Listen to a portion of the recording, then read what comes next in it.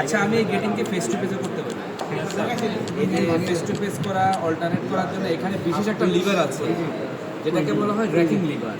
ওই racking liver দ্বারা back বেডকে racking করা যায়। দেখো, এই যে এটা ধরবে, এই যে এই যে এই যে এই যে এই যে এখন ফেস টু ফেস হয়ে গেছে। আবার এইভাবে যদি নেই তাহলে অল্টারনেট হয়ে যাবে। ঠিক আছে, বুঝছো?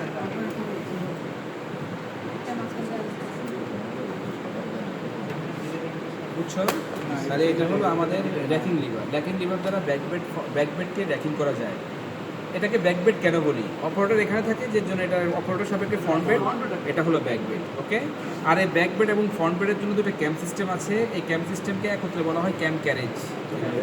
Camp carriage. আর এখানে দেখো, এই বেডটাও উপরে নিচে উঠানামা করতেছে, এই যে উঠানামা করতেছে। আমার প্রয়োজনের তাগিদে আমি এই স্প্রিংটাকে লুজ করে দিয়ে এই বেডটাকে নিচে নামাই দিতে পারবো, অথবা স্পেস বাড়াতে পারবো। দুটো বেডের মধ্যে স্পেস বাড়ানো যায় আমার রিকোয়ারমেন্ট অনুযায়ী। যদি ফেব্রিক মোটা হয়ে যায়, অথবা যদি আমার লুক লেন্থ হালকা একটু বড় করতে হয়, এখান থেকে যেটা কাভার করতেছে না, তখন ডিস্টেন্স বাড়ালে তখন কিন্তু লুকের লেন্থ বেড়ে যাবে। তাহলে আমার রিকোয়ারমেন্ট অনুযায়ী লুক লেন্থ বাড়ানো এবং ফেব্রিকের মধ্যে ফেব্রিক যদি ঠিক হয় বা থিন হয়, সেক্ষেত্রে আমি এই ক্ষেত্রে এটা দ্বারা করতে পারি। ক্লিয়ার এই ব্যাপারটা? আচ্ছা, তাহলে র্যাকিং লিভার। এখানে যে লিভারগুলো আছে, এই যে উপরে যে লিভারগুলো আছে, এই লিভারগুলোর কাজ আছে। আমরা কিছুক্ষণ আগে ওখানে ক্যাম্প সিস্টেম দেখছি না? ক্যাম্প সিস্টেমের মধ্যে আমাদের আফথ্রো ক্যাম্প অথবা রেজিং ক্যাম্প ছিল। আফথ্রো অথবা রেজিং একই অর্থে ব্যবহৃত হয়। আফথ্রো ক্যাম্পের কাজ হলো নিডেলকে উপর দিকে থ্রো করা অথবা ট্র্যাকের মধ্যে পৌঁছাতে সহায়তা করা। এখন আফথ্রো ক্যাম্প যদি ইনঅ্যাক্টিভ হয়ে যায়, ভিতরে ঢুকে যায়, তাহলে নিডেল কি ট্র্যাক পাবে উপরে ওঠার জন্যে? পাবে না। তাহলে আফথ্রো ক্যাম্প একটা ক্যাম্পের মধ্যে কয়টা করে থাকে? দুইটা। এই দুটার জন্য দুটা লিভার। উপর দিকে তুললে ভিতরে ঢুকে যায়, তার মানে ইনঅ্যাক্টিভ হয়ে যায়। এটা অলসো সেম। তার মানে নিচের দিকে নামানোর জন্য নব বলতে পারি অথবা লিভার বলতে পারি, কোনো সমস্যা নেই। তাহলে নব দুটো বুঝলাম। এই নব চারটা হলো আমাদের আফথ্রো ক্যামের লিভার। যদি এই চারটা নব উপর দিকে উঠানো থাকে, তাহলে আফথ্রো ক্যাম ইনঅ্যাক্টিভ থাকবে। আর আফথ্রো ক্যাম ইনঅ্যাক্টিভ থাকলে নিডেল উপরে উঠবে না, নিডটা তৈরি করার কোনো প্রশ্নই রইল না। আফথ্রো ও রেজিং একই অর্থে ব্যবহৃত হয়। ঠিক আছে, এই দুটো ব্রাশ দেখা যাচ্ছে। এই ব্রাশগুলোর নাম হলো ল্যাচ ওপেনিং ব্রাশ। এটার কাজ হলো, নিডেল তো এখানে 45 আর নিয়ার 45 ডিগ্রি অ্যাঙ্গেলে আছে। এই যে নিডেলটা এই মুহূর্তে খোলা আছে, ল্যাচ খোলা আছে না? এটার সাথে হালকা একটু এই যে আঘাত করলাম, দেখো ল্যাচ ক্লোজ হয়ে গেছে। ক্লোজ হয়ে গেছে না? তার মানে এই নিডেলের উপর দিয়ে যখন ক্যামটা যাবে, ক্যামের কোনো পার্টের সাথে যদি নিডেল আঘাত পায়, তাহলে ল্যাচটা ক্লোজ হয়ে গেলে লুপ তৈরি করতে পারবে? পারবে না। যার জন্যে এখানে একটা বিশেষ ব্রাশ ব্যবহার করা হয়েছে, যেটাকে ল্যাচ ওপেনিং ব্রাশ বলে। ওকে, এখন আমরা ল্যাচ ওপেনিং ব্রাশ একটা বিশেষ কারণে খুলব, এটা তোমাদেরকে দেখানোর জন্য যে কখন কী ঘটে। হ্যাঁ, এটা দেখেন, এই ব্রাশ তো সবগুলোই খুলে ফেলবে। সব খুলবে, সবগুলো নিডেলের ল্যাচই খুলে ফেলবে। এটা তোমাদের বলতে দেন না। কিন্তু কি অয়েলটাও আছে, ওটা কিন্তু ব্রাশ, মানে ওইটাও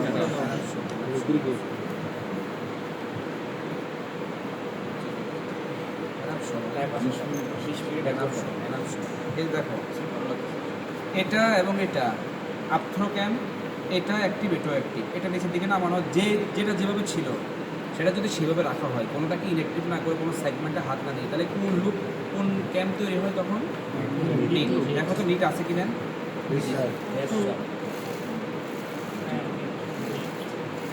তাহলে এটা নিট। আচ্ছা, এইটা উঠে দিলাম, এটা উঠে দিলাম। বেড কয়টা? দুইটা। এক বেডের আফথ্রো ক্যাম তুলে দিলাম। দেখি এটা মিস এই যে শুধু এক বেডে নিডেল উঠতেছে, এই বেডে নিডেল উঠতেছে এদিকে মুখ, আর এখানে কোনো নিডেল নাই, এই যে নাই, এক সাইড ফাঁকা। এক সাইডে এটাও তুলে দিই। আচ্ছা, তাহলে এটা যদি অ্যাক্টিভ হয়, অ্যাক্টিভ, এই যে অ্যাক্টিভ, এই যে নিড। তাহলে এই যে একটা লিভার আছে যেটা এই পয়েন্টে অবস্থিত, এখানে হলো রেজিং ক্যাম, এখানে এই পয়েন্টে অবস্থিত। তাহলে এই মধ্যখানে যে অংশটা আছে, যেটা মাথার অংশ নিড, ওটাকে যদি আমরা এভাবে পুশ করছি, তখন আমাদের টাক হয়ে গেছে না? পুশ করা মানে পেছন দিয়ে টান দেওয়া। এই যে পেছন দিয়ে টান দিলাম, এই যে এটা হলো এটার জন্য, আর এটা হলো এটার জন্য। এটাকে যদি টান দিই ভিতরের দিকে, তাহলে নিটটা টাক হয়ে যায়। এই যে এটা এবং এটা, দেখো এই দুটাকে টান দিয়ে এবার আনি। এই যে দেখো কি ক্যাম এবার টাক বুঝছে না? আচ্ছা, এই যে এবার পুরো উঠে না, এই যে অর্ধেক উঠছে টাক। ঠিক আছে, এবার যদি আমি এটাকে নিট করি, এটাকে যদি টাক করি, তাহলে কি হবে দেখো। অথবা এটা এটা আমি তুললাম। হ্যাঁ, এটা যা আছে তাই রাখলাম, এটা টাক। এই দেখো, এগুলো নিট, এগুলো টাক। অনেক উপরে উঠতেছে, ওগুলো নেই। এটা নেটের মধ্যে যাচ্ছে, এটা টাকের মধ্যে যাচ্ছে। ওকে, দেখছি সবাই। তাহলে নিট দেখলাম, টাক দেখলাম, মিস দেখলাম।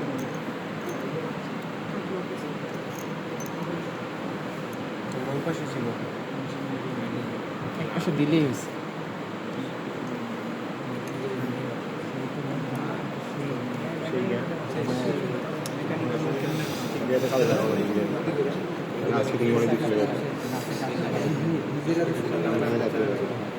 একটা machine develop, knitting machine develop করতে হলে টেক্সটাইল ইঞ্জিনিয়ার এবং মেকানিক্যাল ইঞ্জিনিয়ার যারা, তার দুজনে কাজ করতে হয়। মনে করো তোমার আমরা মেডিটেক আছে, মেডিটেক বুঝো, মেডিটেক মেডিটেক ইউটেক, অ্যাগ্রোটেক, জিওটেক, নাম শুনো না? মানে জিওটেক্স, বায়োটেকনোলজি। হার্টের মধ্যে আর্টিফিশিয়াল টিউব সেট করবে। তো এই টিউবটা সেট করার জন্য ডাক্তার বললো তৈরি করবে কি টেক্সটাইল ইঞ্জিনিয়ার। টেক্সটাইল ইঞ্জিনিয়ার কিন্তু ডাক্তারের কাছ থেকে বুঝতে হবে আর কি, যে এটা ডিউরেবিলিটি কিরকম দরকার, এটা কীরকম হওয়া দরকার, কীরকম ফ্লেক্সিবল হওয়া দরকার, কোন ম্যাটেরিয়াল হলে এটা ইনফেকশন ছড়াবে না, এটা টেক্সটাইল ইঞ্জিনিয়ারকে বুঝে দেবে। সে এটা নিয়ে গবেষণা করবে, এটা বানাবে, দুজনে তো কম্বিনেশনে বানাবে। এখন এর শুধু বানাই দিবে আর শুধু ডাক্তার কাইটে বসাই দিবে, তারেক মারা যাবে। আচ্ছা, তাহলে এখানে আমাদের এটা হলো ইয়ার্ন প্যাকেজ। আমাদের এই ইয়ার্ন প্যাকেজ থেকে ইয়ার্নগুলো আমরা মেশিনের মতো সরবরাহ করবো, কেমন নিটিং করার জন্যে। তাহলে এই যে এখানে 4টা ইয়ার্ন প্যাকেজ আছে, এই 4টা ইয়ার্ন প্যাকেজ দেওয়ার বিশেষ কোনো কারণ নাই। আমাদের এখানে যত কাউন্টে সুতা দরকার তা নাই, না থাকার কারণে আমরা 4টা কাউন্টে তত কাউন্ট বানাই দিচ্ছি ডাম্পিং করে। তো এখানে এই যে সুতোগুলো আছে, এই সুতোগুলোর প্যাকেজগুলো সারফেস কন্ট্যাক্টে যেন না থাকে সেটা খেয়াল করতে হবে। কী করতে হবে? Surface contact. সারফেস কন্ট্যাক্টে যদি থাকে তাহলে উইথড্রল হওয়ার ক্ষেত্রে প্রতিবন্ধকতা তৈরি হবে, যার জন্য এগুলোকে আমরা নির্দিষ্ট দূরত্বে সেট করব এবং উইথড্রল অ্যাঙ্গেল যেন ঠিক থাকে। প্রাথমিক অবস্থায় এটা যদি তোমার মাথার এই জায়গার মধ্যে দুটো শার্প জিনিস আছে, কেমন এটাকে ব্যথা যেন না পাও। তাহলে এখানে এটার ভিতর দিয়ে প্রবেশ করাটা প্রথমে এই পাশ দিয়ে আমরা দিচ্ছি। তোমাকে তো এইভাবে করতে হবে, যেন করতে পারো। আমি করলে তো বুঝবো, অনেক সময় বলবো যে এটা মনে হয় না, এই জন্যে আর আমি এখানে ইয়ে করে দিচ্ছি, এই জন্য আমি প্রথমে ইয়ে করি। তারপরে সেকেন্ড যেটা, সেটার মধ্যে দিয়ে দিলাম আমাদের ল্যাবে তোমাদের অফিসের সময় এসে সামনে। তারপরে এখানে একটা লোড, স্প্রিং লোডের টেনশনার আছে, সেটার ভিতর দিয়ে দিলাম। এই যে এভাবে নিয়ে এভাবে কাটা অংশের মধ্যে ঢুকিয়ে দিলাম। হ্যাঁ, ম্যাগনেটিক না, স্প্রিং লোডের। আর এই যে এখানে যেটা আছে এটার নাম হলো টেকআপ স্প্রিং। নিটিংয়ের সময় সুতা যদি লুজ হয়, এটা এই যে এটার মাথা দিয়ে কাটা আছে, এই যে এটা হলো নিটিংয়ের সময় এক্সেস ইয়ার্নকে টেক আপ করে। সুতো লুজ হওয়ার সাথে সাথে সেটাকে টেক আপ করে উপর দিকে নিয়ে যায়, না হলে তো সুতো নিডেলের মাথায় প্যাঁচ লেগে যাবে। চলে আসলো সুতো এখানে, আসার পরে আমার এখানে যেটা আছে এটার নাম হলো ইয়ার্ন ফিডার। এটা নিডেল যখন ক্যামের সহায়তায় উপর ওঠে তখন নিডেলের মুখে ইয়ার্ন ফিড করে দেয়, যার জন্য ইয়ার্ন ফিডার। ফিড মানে খাওয়ানো আর ফিডার মানে যে খাওয়া, এটা যদি ইয়ার্ন খাওয়ায় এই জন্য এটার নাম ইয়ার্ন ফিডার। এখানে দিয়ে দিলাম, দেওয়ার পরে এখানে যে মুখটা আছে মুখের মধ্যে দিয়ে দিলাম। এই যে দিয়ে দিলাম, এই যে বের করে এবার নিয়ে নিলাম, এটা চলে আসছে এখানে। কেমন চলে আসার পরে আমাদের এখানে যেটা আছে, এখানে সুতোটাকে রাখলাম, রাখার পরে নিচে পড়ে যাবে। দুটোর মধ্যে গ্যাপ আছে, আর যদি নিচে পড়তে না চায় এভাবে রেখে ফু দিবে, ফু দিলে নিচে পড়ে যাবে। যাওয়ার পরে এটাকে যদি আমি ছেড়ে দিই, এই মুহূর্তে এটাকে যদি এভাবে ছেড়ে দিই তাহলে স্প্রিংটা টান দিয়ে তো শুধু খুলে ফেলবে, তাই না?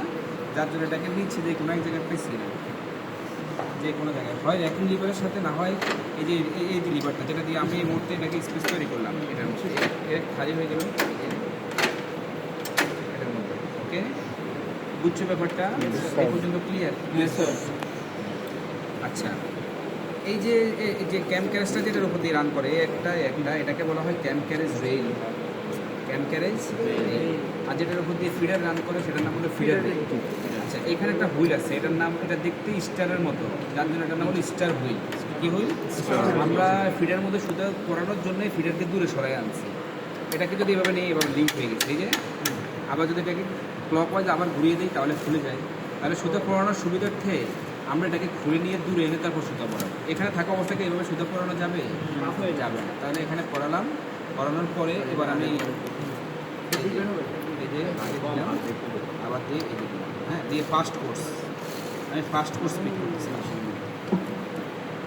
ওকে, এই যে ফার্স্ট কোর্স পিক করার সময় যে কাজটা আমায় করতে হবে সেটা হলো সুতাকে টান দিয়ে একটু লুজ করে দিতে হবে, যাতে সবগুলো নেটের লুপ তৈরি করে যথেষ্ট পেছনে সরে যেতে পারে। মেশিনের সমস্যা না, কোনো সমস্যা না, এটা হলো টেকনিক্যাল ব্যাপার আর কি, প্রাথমিক অবস্থায় তোমাকে এটা করতে হবে। হ্যাঁ, এরপরে দেওয়ার পরে এভাবে এই কম্পটা দিয়ে নিডলগুলোর মধ্যে দূরত্ব একটু সেট করে নিবে। হ্যাঁ,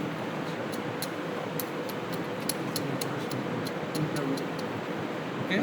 আচ্ছা, যে কোনো মেশিনে ফেব্রিক তৈরি করার পর ওই মেশিনের ফেব্রিককে ইউনিফর্ম টেনশনের নিচে নামানো লাগে, না হলে পরবর্তী লুপ তৈরি করার ক্ষেত্রে প্রতিবন্ধকতা তৈরি হয়।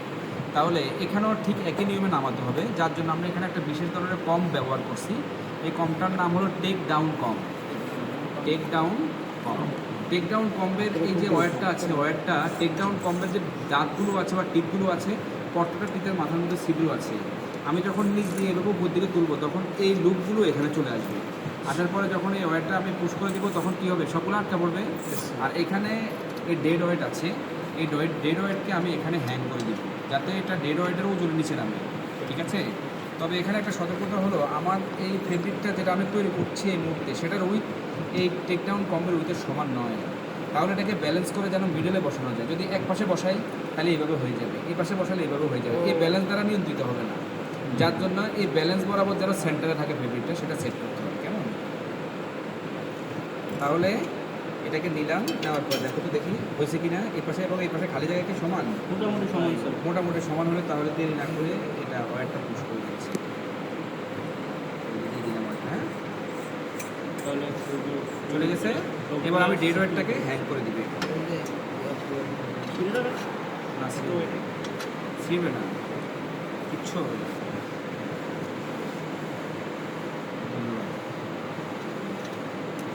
Second course, third course, fourth course, fifth course,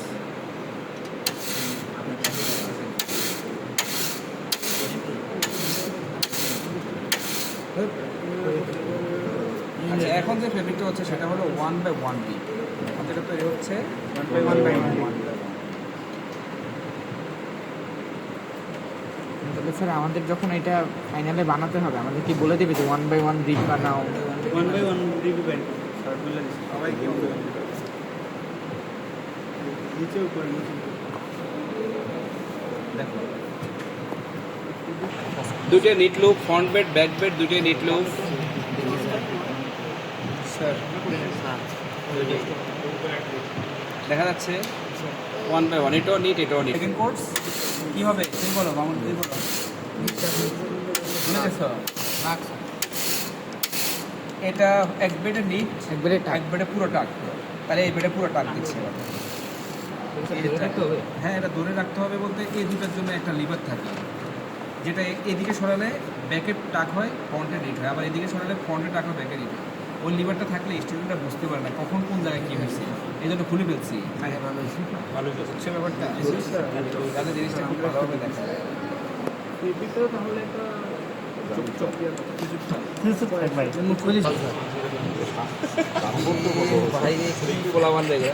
এই যে আমার অনলি, আবার টাচ, অনলি টাচ, আবার অনলি টাচ, অনলি টাচ।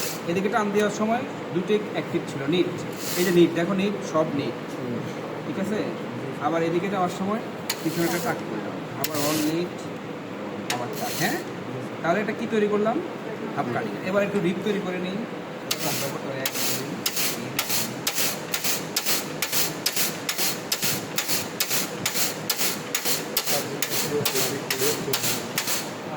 এবার করবো কি, ফুল কার্ডিগান। ফুল কার্ডিগানে একবার ব্যাকে অল টাক, ফ্রন্টে নিট, আবার ফ্রন্টে অল টাক, ব্যাকে নিট।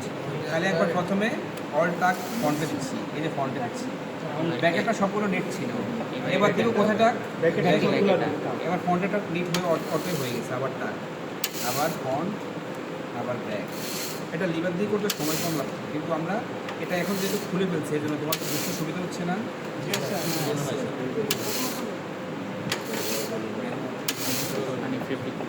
অটো মোশন হলে তো তুমি বুঝতে পারছো না। এই জিনিসটা আমরা সহজে বুঝতে পারতাম না।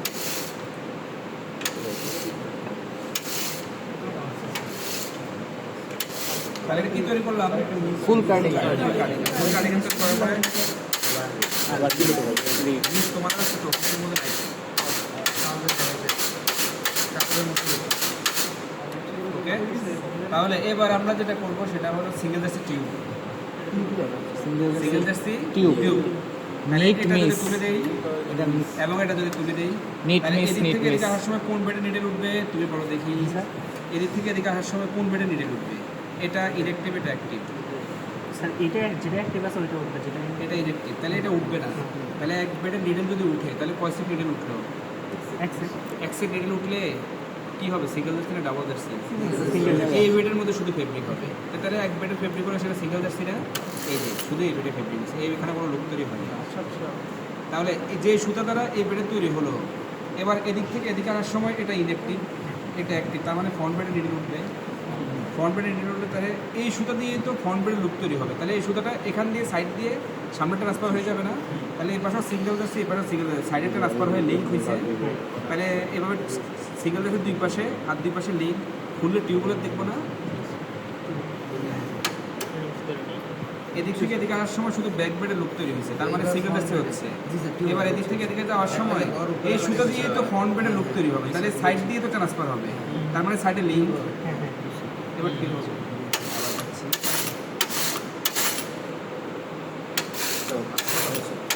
না দেখে ফাটা ফাটা হবে।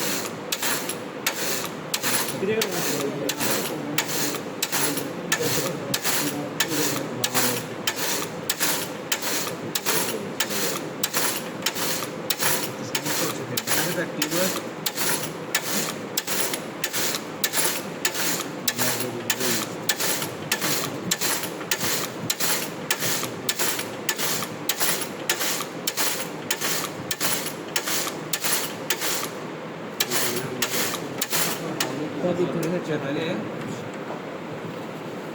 এটা এবার খুলবো। হ্যাঁ, এটা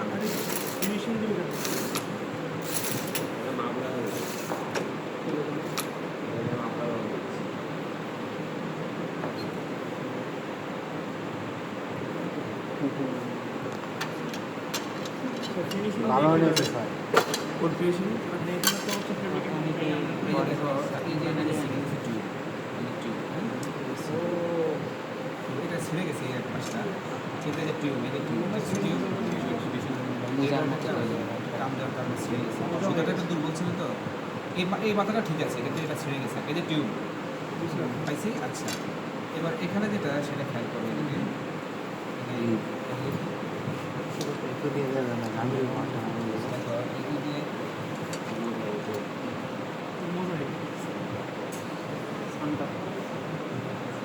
এখানে এটা এবং এটার মধ্যে পার্থক্য আছে না?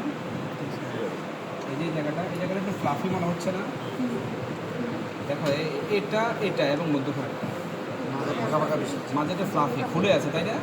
এই যে মাঝে ফুলে আছে না?